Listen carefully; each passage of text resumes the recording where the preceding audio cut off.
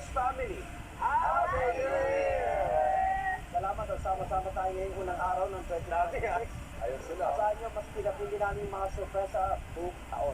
Ito lang yan sa inyong pamasang monis ko. Kung sa lagi mo pa ka. Bye-bye! Sila. Sila. Oh,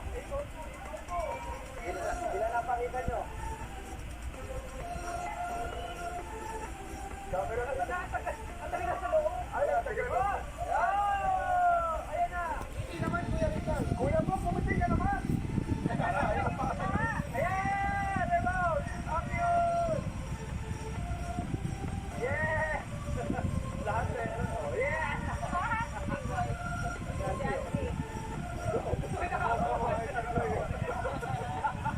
Kuya Wilson. Nakatulala ka lang, Kuya Wilson.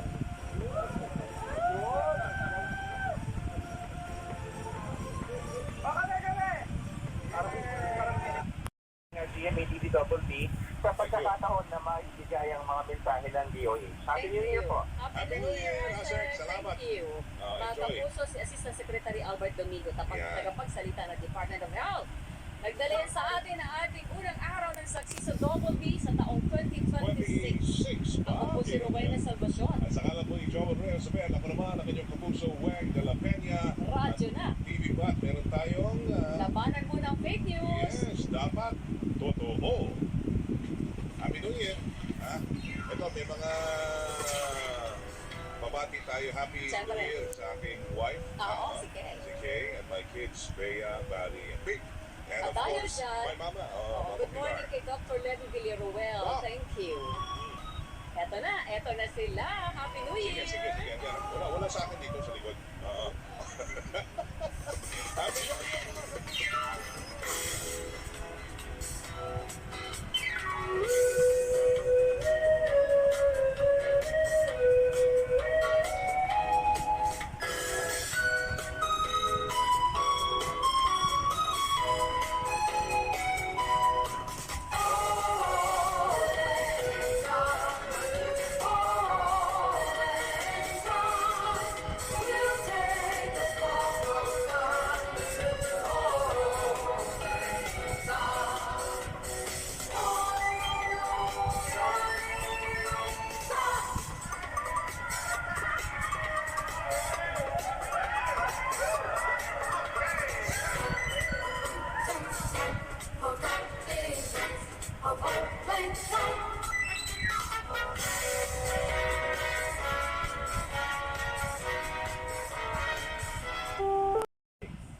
Si Giancarlo Nabus ay nais mapaayos ang kanilang bahay at magbukharo itong bago.